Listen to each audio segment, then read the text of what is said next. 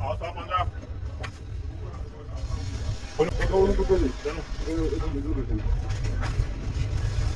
ਇਹ ਤਾਂ ਨਹੀਂ ਦੇ ਆਹ ਲਗਾ ਲਗਾ ਭਾਈ ਪੰਚਾਇਤ ਜਾ ਵੀ ਕੰਮ ਜੀ ਗਾੜੀ ਤੋਂ ਸਾਥ ਵਾਲੇ ਕਦੇ ਲਾ ਦਿਆ ਜਾਵੇ ਪਤਾ ਜਾ ਵੀ ਕਿੱਥੇ ਵੀ ਤੋਂ ਬਿਆਨ ਜਲਦੀ ਆਉਂ ਸਾਰੇ ਤੇਰੇ ਕੋਲ ਕੀ ਦੇਖੋ ਹਾਂਜੀ